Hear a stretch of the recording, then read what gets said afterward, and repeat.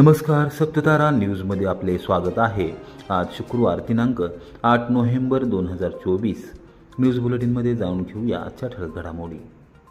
केंद्रीय गृहमंत्री अमित शहा यांची खासदार शरद पवार व माजी मुख्यमंत्री पृथ्वीराज चव्हाण यांच्यावर जोरदार टीका। विंगमधील महायुतीच्या प्रचार सभेत केले आरोप। केंद्रामध्ये संयुक्त पुरोगामी आघाडीचे 10 वर्ष सरकार होते। राष्ट्रवादी काँग्रेस शरदचंद्र पवार पक्षाचे अध्यक्ष खासदार शरद पवार आणि महाराष्ट्राचे माजी मुख्यमंत्री आमदार पृथ्वीराज चव्हाण हे या सरकारमध्ये मंत्री होते। त्यांना महाराष्ट्रासाठी प्रचंड निधी आणण्याची संधी होती, मात्र त्यांनी तो आणला नाही। याउलट पंतप्रधान नरेंद्र मोदी यांच्या नेतृत्वाखालील भाजप प्रणित सरकारने प्रचंड निधी 10 वर्षाच्या कार्यकाळात दिला आहे। सर्वसामान्य जनतेसाठी विकास निधी आणायचा असेल तर महायुती सरकारची गरज आहे आणि जनतेने हे सरकार निवडून द्यावे असे आवाहन केंद्रीय गृहमंत्री नामदार अमित शहा यांनी केले।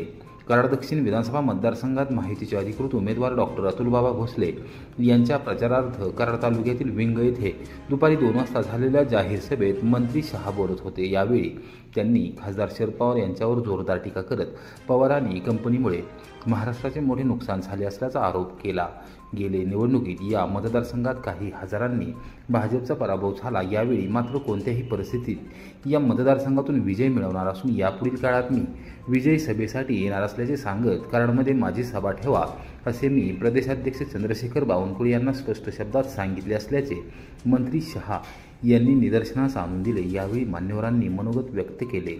इस मंच पर से शरद पवार जी को और पृथ्वीराज चौहान जी को पूछने आए, आप दोनों यूपीए की सरकार में मंत्री रहे, यहां के विधायक पीएमओ में मंत्री रहे, 10 साल तक यूपीए की सरकार चली।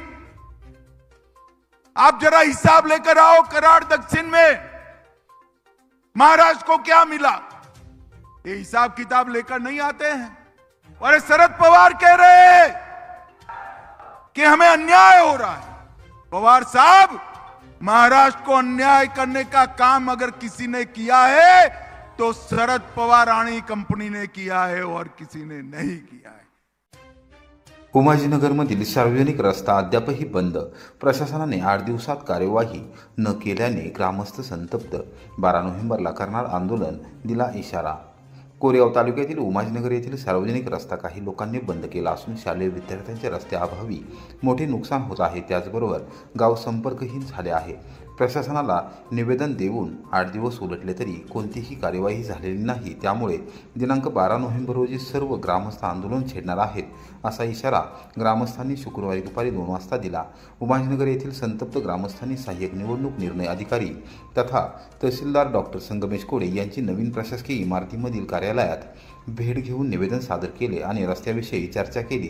ग्रामस्थांच्या वतीने भंडारमाचीचे सरपंच समाधान मदने, सोमनाथ मदने, अविनाश मदने, रमेश मदने आणि अनिल मदने यांनी ग्रामस्थांच्या वतीने आंदोलनाची भूमिका स्पष्ट केली। दिनांक 11 नोव्हेंबरपासून शाळा आणि महाविद्यालये सुरू होणार असून विद्यार्थ्यांनी आता शाळेत कसे जायचे असा प्रश्न निर्माण झाला आहे। प्रशासनाला यापूर्वी निवेदन सादर केले होते, त्यावर कोणतीही कार्यवाही झाली नाही। केवळ तलाठी गावात आले आणि निवडणूक निर्णय अधिकारी यांच्या मतदानावर बहिष्कार टाकू नये असे आवाहन करणारे पत्र देऊन निघून गेले। प्रत्यक्षात 8 दिवसात या विषयाकडे लक्ष दिले गेले नाही, त्यामुळे ग्रामस्थांमध्ये नाराजीचा सूर आहे। 1972 सालापासून वहिवाटीत असलेला रस्ता काही जणांनी बंद केला आहे, त्यामुळे सुमारे 150 जणांचे जनजीवन विस्कळीत झाले आहे। 2 गावांना वळसा घालून विद्यार्थ्यांना शाळेत जावे लागणार आहे। आणखी अन्याय आम्ही किती सहन करायचा असा सवाल त्यांनी केला। रस्ता बंद करण्यात आल्याने दवाखान्यात जाण्यासह ग्रामस्थांना विविध समस्यांना सामोरे जावे लागत आहे। प्रशासनाने तातडीने हा रस्ता खुला न केल्यास दिनांक 12 नोव्हेंबर रोजी आंदोलन केले जाणार आहे।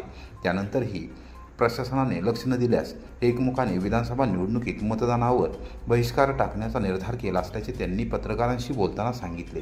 तर मी सोमनाथ भानुदास मदने, राहणार भंडारमाची, उमाजीनगर। 30 तारखेला मागल्या आम्ही एक निवेदन दिलं होतं तहसीलदार साहेबांना की आमचा रस्ता काही लोकांनी अडवला आहे, त्यातून आमच्या सगळ्या सेवा बंद झाल्या त्या की शाळेत जायचं, दूध घेऊन जायचं, रस्ता कुठं दवाखान्यात जायचं तर सगळ्या अत्यावश्यक सेवा सगळ्या बंद झालेल्या आहेत त्या। 30 तारखेपासून आज 8 तारीख आहे, आमची काय कुठलीही प्रकारची दखल घेतलेली नाही।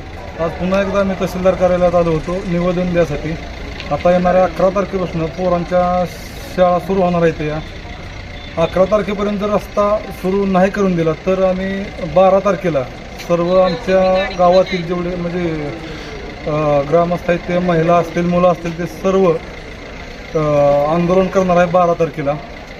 जर तोपर्यंत म्हणजे आमचं सरकारला विनंती आहे आम्हाला रस्ता, प्रशासनाला की रस्ता द्या म्हणून.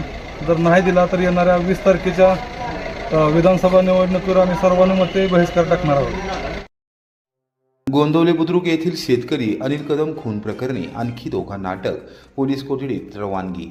गोंदवले बुद्रुक येथील शेताच्या वादातून झालेल्या शेतकरी अनिल रघुनाथ कदम यांच्या खून प्रकरणामधील फरार असलेल्या 2 आरोपींना दहिवडी पोलिसांनी गुरुवारी मध्यरात्री अटक केली. शुक्रवारी दुपारी 3 वाजता दहिवडी न्यायालयात हजर केले असता न्यायालयाने त्यांना पोलीस कोठडीत ठेवण्याचे आदेश दिले. शेतकरी अनिल रघुनाथ कदम वय 55 वर्ष, राहणार गोंदवले बुद्रुक यांचा दत्तात्रय अरुण यादव, जयंत दत्तात्रय यादव आणि हर्षद दत्तात्रय यादव यांनी खून केला होता. या प्रकरणी खुनाचा गुन्हा दाखल झाल्यानंतर सर्वात प्रथम जयंत दत्तात्रय यादव वय 23 वर्ष हा पुणे येथे असल्याची माहिती मिळाल्यानंतर तांत्रिक विश्लेषण करून त्याला पिंपरी चिंचवड येथील वाकड येथून ताब्यात घेतले आणि अटक करण्यात आली होती.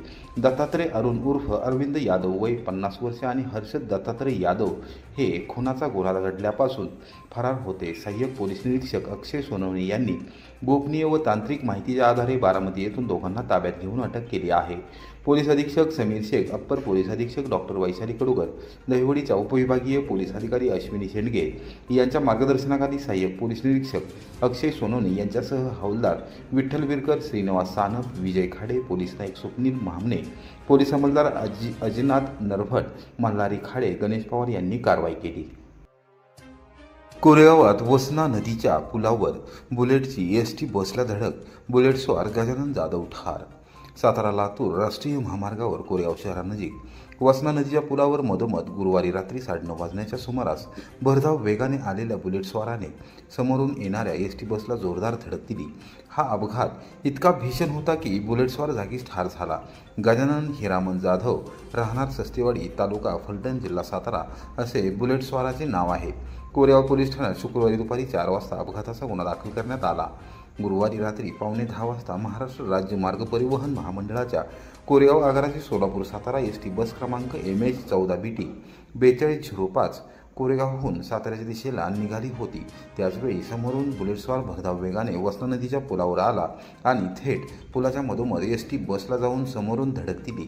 ही धडक इतकी भीषण होती की बुलेटस्वार जागीच ठार झाला. अपघाताची माहिती समजताच पोलीस निरीक्षक घनश्याम बल्लाळ, उपनिरीक्षक गणेश माने हे तात्काळ पोलीस कर्मचाऱ्यांसह घटनास्थळी दाखल झाले. अन्य वाहनधारकांनी कोरेगावातील सामाजिक कार्यकर्त्यांच्या मदतीने त्यांनी वाहतूक सुरळीत केली. गजानन हिरामन जाधव, राहणार सस्तेवाडी, तालुका फलटण, जिल्हा सातारा असे ठार झालेले बुलेटस्वाराचे नाव आहे. या प्रकरणी बस चालक नवनाथ काटकर यांनी दिलेल्या फिर्यादीवरून कोरेगाव पोलीस ठाण्यात गुन्हा दाखल करण्यात आला आहे. हवालदार अमोल करणे तपास करत आहेत.